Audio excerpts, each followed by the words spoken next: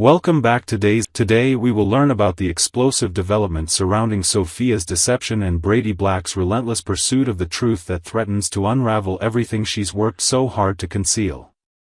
Panic in the district attorney's office.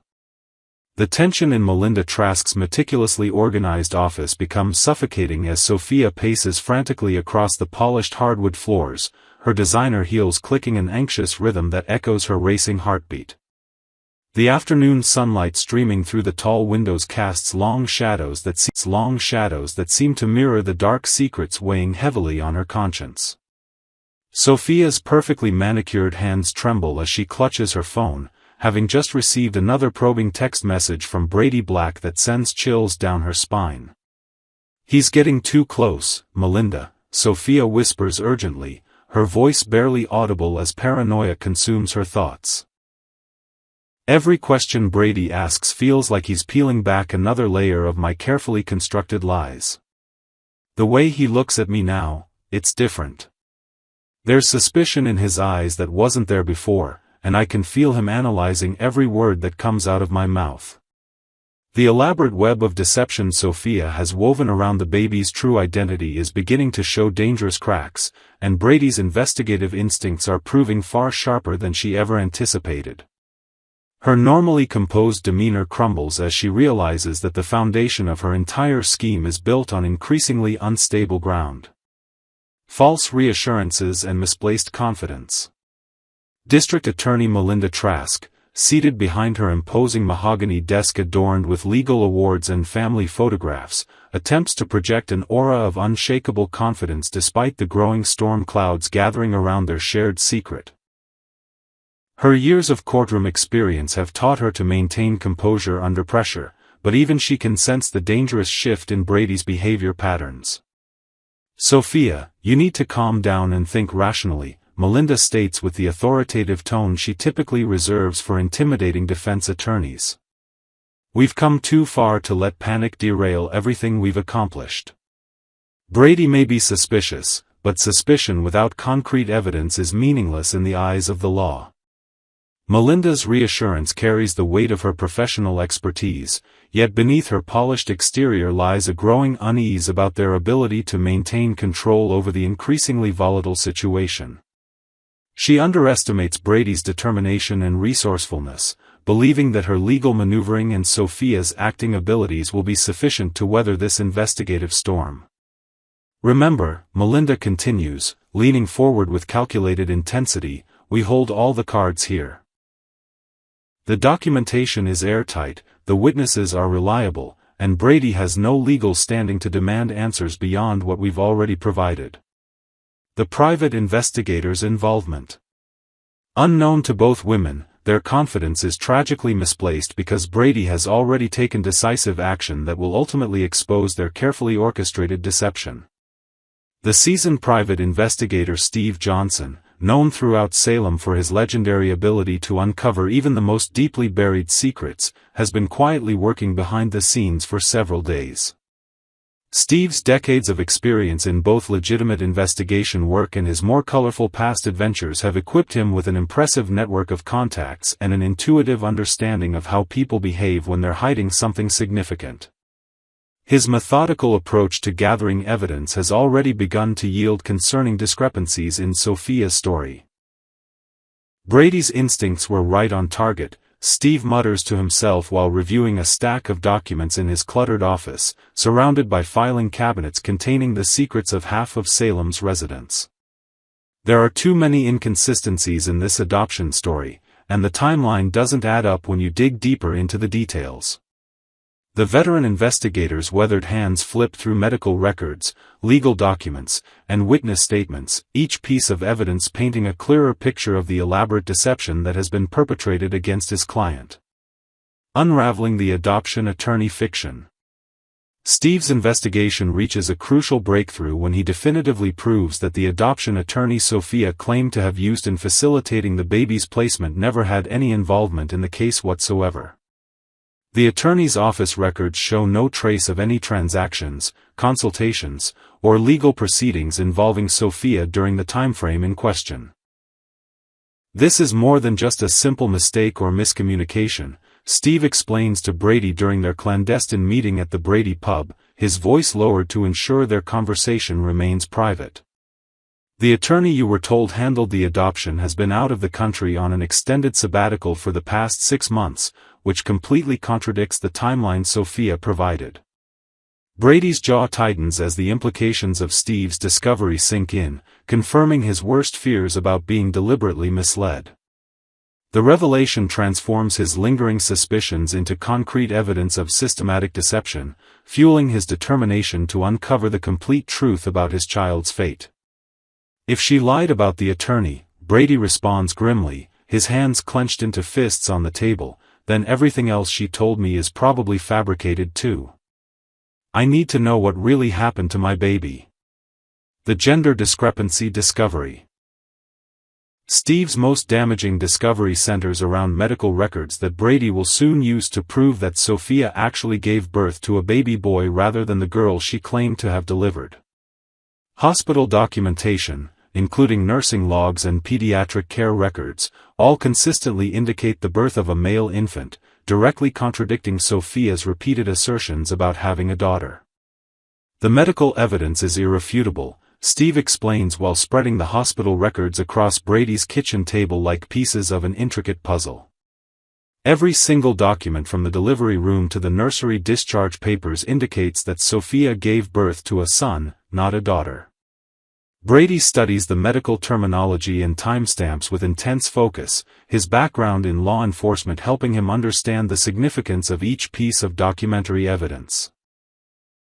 The mounting proof of Sophia's deception ignites a burning fury within him, as he realizes the extent to which she has manipulated and betrayed his trust. She looked me straight in the eye and lied about something as fundamental as my child's gender, Brady says, his voice heavy with a mixture of anger and heartbreak. What kind of person fabricates details about an innocent baby? The haunting memory of confusion. The memory of Sophia's momentary confusion when initially discussing the baby's gender continues to replay obsessively in Brady's mind like a broken record that refuses to stop playing. Her brief hesitation and the fleeting look of panic that crossed her face before she corrected herself now takes on sinister new meaning in light of Steve's discoveries. Brady recalls with crystal clarity how Sophia had paused mid-sentence when first describing the baby, her eyes darting nervously before she definitively stated the child was a girl. At the time, he had attributed her momentary uncertainty to the emotional trauma of giving birth and placing a child for adoption, but now he recognizes it as evidence of her struggle to maintain her fabricated story. She almost slipped up right in front of me, Brady realizes during a sleepless night spent poring over every conversation and interaction they've shared. Her body language, the way she avoided eye contact, even the slight tremor in her voice, it was all there, and I was too trusting to see the deception. The approaching confrontation. Armed with Steve's irrefutable evidence and fueled by righteous indignation, Brady prepares for what promises to be an explosive and emotionally charged confrontation with Sophia that will determine the future of their relationship and, more importantly, the fate of his missing child. He strategically plans the timing and location of their encounter to maximize the psychological pressure on Sophia while minimizing her opportunities to escape or deflect his accusations. Brady's years of experience in high-stakes negotiations and conflict resolution have taught him that the element of surprise combined with overwhelming evidence creates the optimal conditions for extracting truthful confessions from reluctant subjects. He knows that Sophia's carefully constructed facade will crumble under sustained pressure when confronted with undeniable proof of her lies. The time for games and manipulation is over, Brady declares with steely determination as he reviews his strategy one final time. Sophia is going to tell me exactly what happened to my child, and she's going to do it today, whether she wants to or not. The stage is now set for a dramatic showdown that will test both characters' resolve and ultimately determine whether truth and justice will prevail over deception and self-preservation in this heart-wrenching storyline that has captivated Days of Our Lives viewers nationwide. Tuesday, September 2, 2025, What Happened to Javi's Baby? A shocking turn on Days of Our Lives. On today's episode of Days of Our Lives, viewers were taken on an emotional roller coaster that left many wondering what will become of Javi, Tesoro, and the complicated dream of adoption that hangs in the balance. The episode opened with a tense moment between Sophia and Javi. Sophia, clearly shaken by the events unfolding around her, nearly panicked and fled the scene without giving Javi the chance to fully explain himself. Her sudden exit left Javi alone, standing in the doorway of Melinda Trask's office with Tesoro's stroller in front of him. The weight of the decision he was about to make hung in the air. Javi faces the truth. Melinda welcomed Javi into her office, her expression shifting between professional detachment and a flicker of genuine concern as she saw the young man trying to keep his composure. With one hand nervously gripping the stroller, Javi admitted that he had not yet told anyone what he was considering. He had come here, to Salem's most formidable lawyer, to weigh his options before making any announcements that could change his life forever. The question on his mind was simple yet monumental: could he and Leo adopt Tesoro and raise the baby together in Salem? For a brief moment, the thought sounded hopeful. Javi envisioned a future where Tesoro grew up surrounded by love, laughter, and stability. But this was Salem, a town where the past never stays buried and every secret has consequences. Melinda's warning. As Javi spoke, Melinda listened carefully. She was not one to hand out false comfort. Instead, she leaned forward, her voice low but steady, and delivered the reality of the situation. She raised concerns not only about Leo's questionable past, a past filled with reckless choices and impulsive mistakes, but also about the very foundation of their relationship.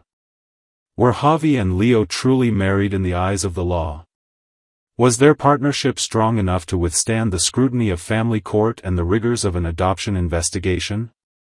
Melinda explained that, legally speaking, Javi might actually have a better chance if he applied as a single father.